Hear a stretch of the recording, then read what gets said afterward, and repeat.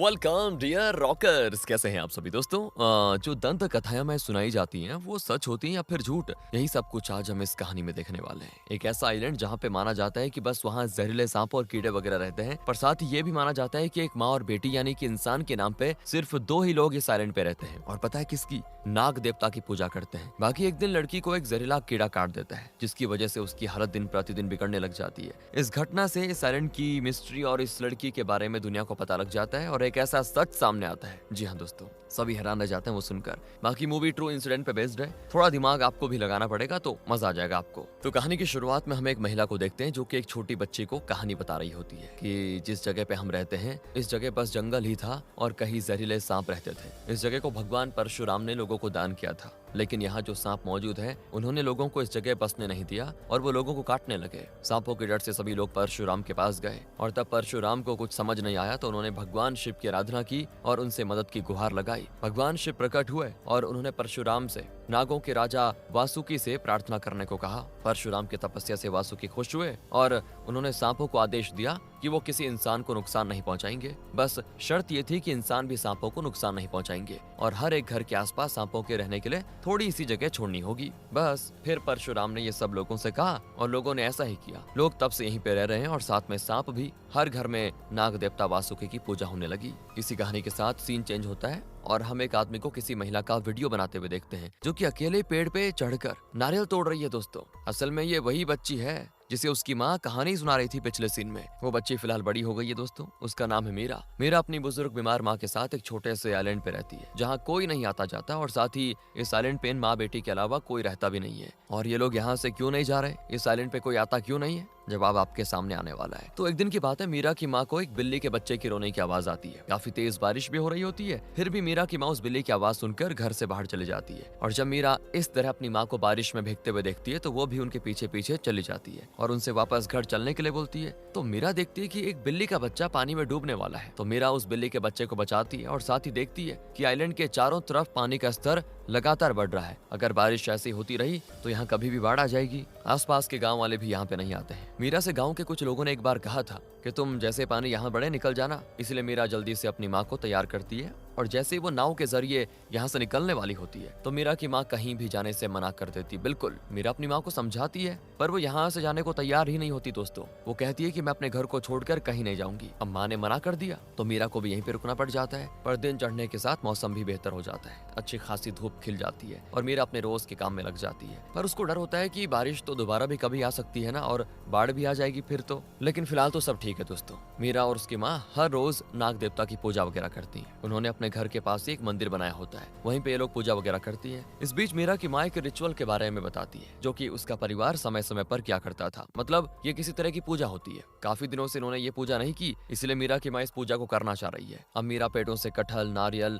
और केला वगैरह तोड़ती है ताकि उन्हें वो पास के गाँव में जाकर बेच सके। मीरा वहीं से घर की जरूरतों का सामान भी खरीद लेती है। उसे नई और अधिक चीजें पसंद नहीं है। मोबाइल फोन्स वगैरह रखना भी मीरा को अच्छा नहीं लगता। वैसे भी इनके आइलैंड पे नेटवर्क तो है नहीं। मीरा अचानक से यहाँ एक कीड़े को देखती है जो कि उसने इस आइलैंड पे पहली बार देखा है। वो कीड़ा तो दोस्तों हवा में उड़ जाता है और मीरा उसे नजरअंदाज करके अपनी नाव निकालती है और सारा सामान उसमें रखकर पास के गांव की तरफ निकल जाती है। अब मीरा एक अनजान आइलैंड पे अपनी माँ के साथ रहती है तो सभी उसे अजीब मानते हैं। लोगों का कहना होता है कि मीरा और उसकी माँ जिस आइलैंड पे रहते हैं वो शापित है, क्योंकि वहाँ हर तरफ सांप वगैरह घूमते रहते हैं। और ये सांपों वाली बात दोस्तों सच में सच ही थी, मगर मीरा और उसकी माँ का ये मानना होता है कि ये सांप हमें कोई नुकसान नहीं पहुँचाते, ना ही हम उनको पहुँचाएंगे, बल्कि वो हमारी रक्षा करते हैं। मीरा के बारे में बस दोस्तों एक आदमी अच्छा सोचता है, जगन, जिसकी गांव में एक दुकान है। साथ ही जगन का दोस्त करण भी मीरा की चिंता करता रहता है। वो अक्सर मीरा से कहता रहता है कि तुम आइलैंड छोड़कर यहाँ गांव में बस जाओ। मीरा भी दोस्तों ज्यादातर जगन को ही अपने गांव से सामान लाकर बेचती है। जगन की दुकान से वो घर का सामान भी ले लेती है। फिर इस तरह इनका काम चलता रहता है। तो अब जब वो सामान ले रही होती है तभी जगन उससे कहता है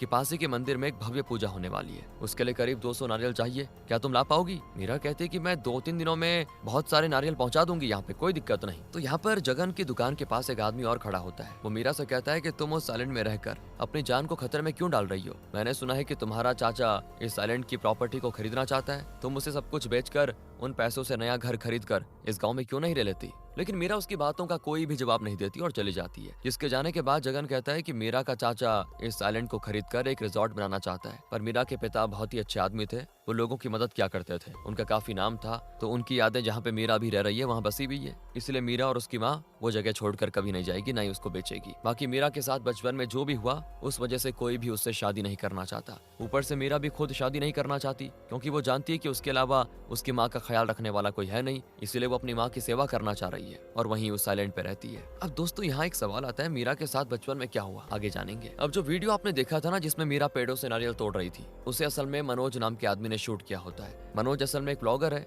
जो कि अपने गांव और मीरा के आइलैंड का वीडियो बनाकर सोशल मीडिया पे डालता रहता है, ताकि यहाँ की खूबसूरती दुनिया भर के लोगों को पता चले। मनोज ने जो मीरा के नारियल तोड़ते हुए वीडियो बनाई थी वो बड़ी वायरल हो जाती है यार, और मनोज उसका एक इंटरव्यू वीडियो बनाना चाह रहा है, मगर मीरा उसे कोई भाव ही नहीं देती। मीरा वापस आकर अगले दिन नारियल वगैरह तोड़ने में लग जाती है, क्योंकि उसको जगन को टाइम से 200 नारियल भी तो देने थे, उसने दिया था ना कॉन्ट्रैक्ट 200 नारियल का। बाकी रात में मीरा हर रोज नाग देवता की पूजा करती है, ये तो मैंने आपको बता दिया। अब आज रात पूजा करने के बाद मीरा को किसी की आहट सुनाई देती है। ये कोई शख्स है दोस्तों जो कि मीरा को चुपके से देख रहा है। मीरा थोड़ा डर जाती है, पर जब वो शख्स मीरा के सामने आता है तो वो बड़ी खुश होती है, क्योंकि उसको मीरा जानती है। इस शख्स का नाम है रमेश, जिससे मीरा प्यार करती है। यहाँ मीरा और रमेश दोनों इंटीमेट होते हैं, जिस दौरान मीरा की माँ को भी एहसास हो जाता है कि कोई अनजान शख्स यहाँ पे आया हुआ है, तो वो उठकर देखने जाती है। वो मीरा को रमेश के साथ इंटीमेट होते हुए देखकर चुपचाप बिना कुछ बोले चली जाती है। बाकी इंटीमेट होने के बाद मीरा और रमेश की बातों से हमें ये पता चल जाता है कि रमेश असल में शादीशुदा है, उसकी एक बेटी भी है, जिस बारे में मीरा भी जानती है। रमेश उनको छोड़कर मीरा के साथ शादी करना चाहता है दोस्तों, पर मीरा अपनी माँ को नहीं छोड़ सकती,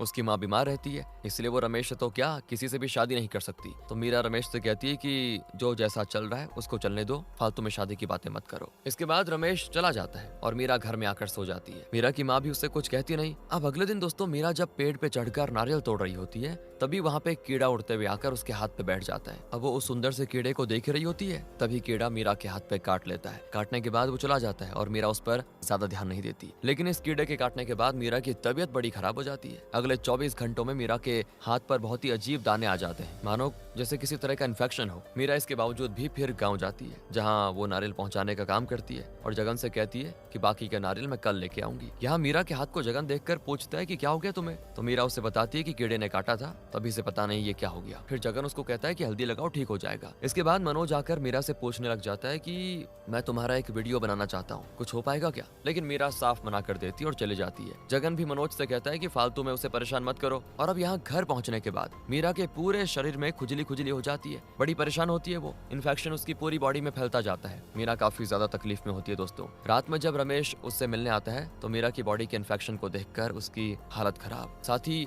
वो यहाँ पे एक सांप को देखकर यहाँ से भाग जाता है। बाकी मीरा की तकलीफ देखकर उसकी माँ कुछ जड़ी बूटी का लेप लगाकर उसकी बॉडी पे लगाती है, मगर फिर भी कोई फायदा नहीं होता, बल्कि इन्फेक्शन और भी ज्यादा बढ़ता जाता है। मीरा की हालत दोस्तों बदतर हो जाती है, वो तो अब बोल भी नहीं पा रही है। अब जब मीरा बहुत दिनों के बाद भी वो नारियल नहीं पहुंचा पाती पूरे, तो जगन को ये सही नहीं लगता, क्योंकि आज तक मीरा हमेशा टाइम पे काम करती रही है। इस बार ही हो गया जो उसने पूरे नारियल नहीं पहुंचाए, तो वो मनोज के साथ मीरा के आइलैंड के लिए निकल जाता है, क्योंकि मनोज भी उसके साथ जाना चाह रहा था। मनोज पूरे रास्ते ब्लॉगिंग करते हुए जा रहा होता है। फिर ये लोग जब मीरा के घर पहुंच जाते हैं तो जगन मीरा की हालत को देखकर समझ जाता है कि इसको डॉक्टर को दिखाना पड़ेगा। जगन तुरंत ही गांव के सरकारी अस्पताल में कॉल करके डॉक्टर को बुलाता है। मीरा को तुरंत नाव के जरिए हॉस्पिटल लेके जाया जाता है, और इस दौरान भी मीरा की माँ उस आइलैंड से दूर नहीं जाना चाहती है। उसका कहना होता है कि जड़ी बूटी के लेप और नाग देवता से प्रार्थना करने के बाद मीरा की हालत ठीक हो जाएगी। पर जब जगन उसको समझाता है कि देखो डॉक्टर में दिखाना ही पड़ेगा, ट्रीटमेंट करवाना ही पड़ेगा, तब वो मान जाती है। मीरा को पहुंचाया जाता है हॉस्पिटल, लेकिन अब डॉक्टर नहीं समझ पा रहे कि मीरा को क्या हो गया, क्योंकि उस पर कोई भी दवा का असर नहीं होता। ऊपर से किस कीड़े ने उसको काटा ये भी समझ नहीं आ रहा। मीरा का इलाज अब सरकारी हॉस्पिटल में हो पाना तो नामुमकिन था, इसीलिए डॉक्टर जगन से कहते हैं मीरा को सरकारी हॉस्पिटल से एक अच्छे प्राइवेट हॉस्पिटल में एडमिट करवा दो। पर दोस्तों अब इनके पास क्या है, पैसे नहीं है ना। जगन फिर अपने दोस्त करण को मीरा के चाचा के पास भेजता है। करण मीरा के चाचा को मीरा की हालत के बारे में बताता है और कहता है कि मीरा को मदद की जरूरत है। तो इस पर मीरा का चाचा कहता है कि जब मैंने उन माँ बेटी को कहा कि अपनी प्रॉपर्टी मुझे बेचकर वहाँ से कहीं और चले जाओ, तब तो उन्होंने मेरी बात नहीं मानी, इसीलिए अब ना उनके पास मेरे लिए पैसे हैं और ना ही मैं उन लोगों को जानता हूँ। इस तरह की बातें बोलकर वो करण को वहाँ से भगा देता है। अब मीरा के इलाज के लिए पैसों का इंतजाम करने का आइडिया मनोज को आ जाता है दोस्तों। मीरा की हालत का व्लॉग बनाकर उसने सोशल मीडिया पे डाल दिया है, तो वो वीडियो वायरल हो जाती है और साथ ही लोग मीरा की मदद करना चाह रहे हैं। तो मनोज क्राउड फंडिंग के लिए एक वीडियो बनाकर डालता है और मीरा की कंडीशन के बारे में बताता है। देश भर से लोग मीरा के लिए पैसे भेजने लग जाते हैं। फिर डॉक्टर्स भी कहते हैं कि हमने एक स्किन स्पेशलिस्ट डॉक्टर रेशमा से बात कर ली है, कल ही मीरा को प्राइवेट हॉस्पिटल में शिफ्ट कर दिया जाएगा, जहाँ पर मीरा का अच्छे से ट्रीटमेंट होगा ताकि उसका इन्फेक्शन और ना बढ़े। लोगों से इकट्ठा किए हुए पैसे से मीरा को प्राइवेट हॉस्पिटल में शिफ्ट किया जाता है। बाकी मनोज तो लगातार मीरा का वीडियो बनाकर उसकी सारी अपडेट्स अपने चैनल पे शेयर कर देता है। पर मीरा की माँ की दोस्तों अभी भी कुछ समझ नहीं आ रहा कि ये क्या हो रहा है। उसका तो अभी भी यही मानना है कि वापस आइलैंड पे लौट जाना चाहिए मीरा को लेके। बाकी मीरा की बात करें, फिलहाल उसको एक अच्छे से रूम में रखा जाता है जहाँ पे और इन्फेक्शन ना हो, और मीरा की माँ को भी उनसे मिलने नहीं दिया जाता। इस बीच वॉइस ओवर के जरिए हमें मीरा के बचपन और उसके परिवार के बारे में कुछ बातें बताई जाती है, जैसे कि मीरा के नाना एक वैद्य थे। मीरा के नाना असल में किसी भी तरह के जहर का इलाज कर सकते थे, फिर चाहे वो किसी भी सांप का हो या इंसेक्ट का हो या किसी का भी। उनके पास मतलब हर किसी जहर का काट मौजूद था और वो ऐसे ही लोगों का इलाज किया करते थे। यहाँ तक कि उनके पास ऐसी एक कला भी थी जिसकी मदद से अगर किसी इंसान को एक बहुत ही जहरीले सांप ने काट दिया तो उस सांप को वापस बुलाकर वो जहर को उसी सांप से वापस निकलवा देते थे। ऐसी कला भी थी। एक बार जब गांधी जी केरला आए तो उन्हें रात के अंधेरे में एक जहरीले सांप ने काट लिया था। तब मीरा के नाना ने उसी सांप को वापस अपनी विद्या के दम पे बुलाकर उस जहर को निकलवाया और गांधी जी की जान बचाई। साथ ही मीरा के बारे में हमें ये भी पता चलता है कि मीरा के साथ बचपन में उसके ही अपने टीचर ने गलत काम किया था, जो बात सभी जानते हैं, और इसीलिए मीरा से कोई भी लड़का शादी नहीं करना चाहता। आज भी मीरा के अंदर वो ट्रॉमा मौजूद है, उसे अपने वो बुरे वक्त याद आते रहते हैं। मीरा की माँ ने उसे फिर कभी उस दिन के बाद स्कूल भेजा ही नहीं। मीरा के लिए अब सभी प्रे कर रहे होते हैं कि वो ठीक हो जाए, क्योंकि मीरा की स्टोरी खुद सुपरस्टार मोहनलाल ने शेयर की होती है, तो इससे ये मुद्दा और भी ज्यादा ऊंचा उठ जाता है। हर कोई इस न्यूज को कवर करना चाहता है। बाकी मनोज के सब्सक्राइबर्स दिन प्रतिदिन बढ़ते जाते हैं। इसी बीच डॉक्टर रेशमा मीरा के बारे में मीडिया में बताती है कि मीरा को एक रेयर इंसेक्ट ने काट दिया है। उसके लिए खास तरह की एंटीबॉडी का एक्सट्रैक्ट चाहिए, जो कि मेडागास्कर के मेंढकों में पाया जाता है। ऐसे ही एक एंटीटोड अमेरिका की कंपनी बनाती है, पर वो पूरे 7 करोड़ की है, जिसे हमें मीरा को अगले 4 दिन देना होगा, नहीं तो मीरा की जान बचाना मुश्किल हो जाएगा। मीरा के लिए अब ये सुनते ही दिन रात डोनेशंस आने लग जाते हैं। एक एनजीओ भी मीरा की मदद के लिए सामने आता है। कोई कह रहा होता है कि मीरा बच जाएगी, तो किसी का मानना होता है इन पैसों से देश की गरीबी खत्म की जा सकती। मीरा पर इतना खर्चा का क्या फायदा, कोई ये भी कह रहा होता है। देश 2 भागों में बंट जाता है। इस वायरल न्यूज का सभी अपने अपने तरीके से फायदा उठाते हैं, फिर वो चाहे न्यूज चैनल्स हो या इन्फ्लुएंसर्स हो। मगर इसका एक फायदा ये होता है कि 4 दिन के अंदर 7 करोड़ इकट्ठा हो जाते हैं और एक ही दिन में अमेरिका की एंटीटोड कंपनी से कांटेक्ट करके उस एंटीटोड को मंगवाकर मीरा को दिया जाता है। सभी मीरा के लिए बड़े चिंतित होते हैं। बाकी मीरा की माँ को तो समझ नहीं आता कि क्या हो रहा है ये। वो तो बस एक ही चीज रिपीट करती जाती है कि हमें अपने आइलैंड में लौट जाना चाहिए और हमेशा बस उस नाग देवता की पूजा करनी चाहिए। उसकी पूजा करके सब ठीक होगा। और जो नर्स मीरा का ख्याल रख रही होती है ना, उसकी बेटी को मीरा की माँ अपने आइलैंड और फैमिली के बारे में बताती रहती है। जल्द ही रेशमा मीडिया में आकर बताती है कि हमारी कोशिश कामयाब रही, मीरा पर ये एंटीटोड काम कर रहा है और वो पूरी तरह से खतरे से बाहर है। बस कुछ हफ्तों में उसको ऑब्जर्वेशन में रखने के बाद हम उसको जाने देंगे। मीरा के बचने की खबर सुनकर सभी खुश होते हैं। मनोज सभी लोगों से बताता है कि अभी भी मीरा के नाम पर डोनेशन आते जा रहे हैं, जिससे मीरा और उसकी माँ एक नए घर में शिफ्ट हो जाएगी, क्योंकि जो मीरा का आइलैंड था वहाँ पर पुलिस ने सभी को जाने से मना किया हुआ है। तो मीरा और उसकी माँ भी वहाँ जाकर अब नहीं रह सकते उस आइलैंड में। मतलब मीरा के ठीक होने से उसकी माँ को बड़ी खुशी होती है, लेकिन वो मीरा को वापस आइलैंड में ले जाकर खास पूजा करना चाह रही है। उसकी माँ का मानना है कि ये मीरा के साथ जो भी हुआ वो उस पूजा को ना करने की वजह से हुआ है। जल्दी मीरा ठीक हो जाती है और वो ठीक से बात भी करने लग जाती है। इस बीच दोस्तों मनोज डॉक्टर रेशमा के घर जाता है, जो कि उन्होंने हाल ही में लिया था, और यहाँ पर हमें सबका असली चेहरा पता चलता है। रेशमा मनोज से कहती है ये सिचुएशन मीरा के साथ हम सभी के लिए विन विन सिचुएशन थी। मनोज, तुम्हें रातों रात 25 लाख से ज्यादा सब्सक्राइबर्स मिल गए। मुझे अमेरिका की उस कंपनी ने 1.5 करोड़ का ये घर गिफ्ट किया। ये मुझे कमीशन के रूप में मिला, क्योंकि मैंने उनकी कंपनी की दवा को रिकमेंड किया। मीरा को पहले दिन देखते ही हमने इस बारे में अमेरिका की कंपनी से बात कर ली थी। मनोज को यहाँ पे बुरा तो लगता है, मगर पैसा और शोहरत किसे पसंद नहीं होती, तो वो भी चुपचाप बहती गंगा में हाथ धोने का मन बना लेता है। पर साथ ही वो मीरा और उसकी माँ को उनके लिए जमा हो चुके कुछ पैसे देता है, क्योंकि वो अब वापस आइलैंड पे नहीं जा पाएंगे ना। सरकार ने सख्त मना कर दिया है, तो ये पैसे दोनों को नई जिंदगी शुरू करने के लिए काम आएंगे। लेकिन दिक्कत ये कि मीरा की माँ को वापस आइलैंड पे जाना ही है, पर मनोज और जगन उनको समझाते हैं कि वहाँ जाके कोई फायदा नहीं है, वहाँ की प्रॉपर्टी छोड़नी होगी आप लोगों को। मीरा अपनी माँ की आंखों में दुख देखकर उनसे धीरे से कहती कि माँ, आप जो चाहती हैं वही होगा, बस आप शांत रहो। हम आइलैंड पे ही जाएंगे, पूजा पूरी करेंगे और फिर वहीं पे रहेंगे। हमें वहाँ से कोई भी नहीं निकाल सकता। ये सुनकर मीरा की माँ की जान में जान आती है। लेकिन उसके बाद मीरा का चाचा उसे और उसकी माँ से मिलने के लिए आता है और कहता है कि तुम्हें अब वो जमीन मुझे बेच देनी चाहिए। उस आइलैंड पे पुलिस और सरकार ने कब्जा कर लिया, फिर भी मैं एडजस्ट कर लूंगा उनको। लेकिन अब मीरा की माँ उसके चाचा को कहती है कि अच्छा, तुम तो मीरा को देखने भी नहीं आए जब वो बीमार थी हॉस्पिटल में, और अब वो ठीक हो गई तो सौदा करने के लिए आ चुके हो। वाह।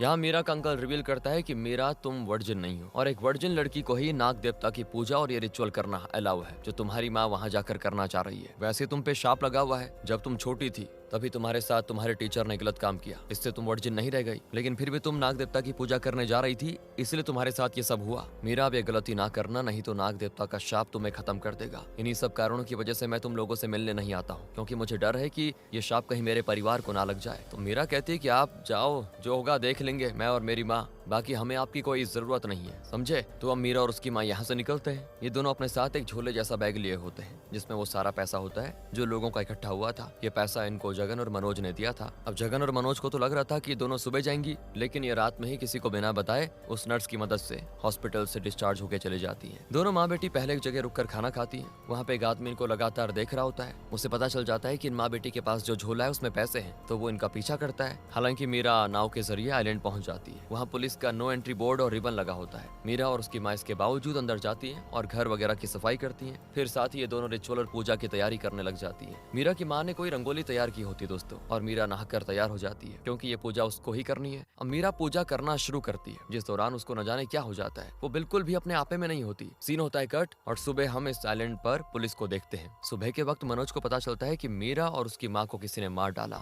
दोनों की लाश यहीं पड़ी हुई है, नाग देवता के मंदिर में। अब इनके मरने के ऊपर कोई कुछ कह रहा होता है तो कोई कुछ कह रहा होता है। कोई दोनों को दोष दे रहा होता है, तो कोई कहता है आइलैंड ही शापित है। कोई कहता है कि मीरा ने वर्जिन ना होने के बावजूद इस खास रिचुअल को पूरा किया, इसीलिए नाग देवता का शाप लगा और उसकी माँ की मौत हो गई। बाकी इनके पास पैसों वाला बैग भी था, तो हो सकता है इन पर उसी चोर ने हमला किया हो जो इनके पीछे आया था। शक तो दोस्तों मीरा के अंकल पे भी जा रहा होता है, मगर सच्चाई क्या है इनकी मौत के पीछे की, ये किसी को पता नहीं है। फिलहाल ये चीज हमें भी नहीं बताई जाती। बाकी 2 साल का समय बीत जाता है। ये आइलैंड अब वर्ल्ड फेमस बन चुका है। यहाँ पर तो देश विदेश से सभी लोग घूमने आते हैं इस आइलैंड को एक्सप्लोर करने। इस जगह पर रुकने से लेकर खाने पीने तक की बढ़िया व्यवस्था हो जाती है। यहाँ पर एक खास पूजा भी करवाई जाती है, नाच गाना भी होता है और सभी नाग देवता के मंदिर उनका दर्शन करते हैं। मतलब कुछ भी हो जाए, दुनिया हर चीज में अपना फायदा ढूंढ लेती है। मनोज का यूट्यूब चैनल बढ़िया चल रहा होता है। साथ ही मूवी के आखिर में हमें पता चलता है मीरा और उसकी माँ की कहानी सच्ची थी। हमें कुछ पेपर कटिंग्स के जरिए पता चलता है कि ये घटना 2010 की थी दोस्तों। उस रात उनके साथ क्या हुआ, उन्हें किसने मारा, किसी को कुछ पता नहीं। शायद इसीलिए हमें भी साफ नहीं किया गया कि मीरा और उसकी माँ की जान किसने ली। बाकी थोड़ी अजीब मूवी थी, लेकिन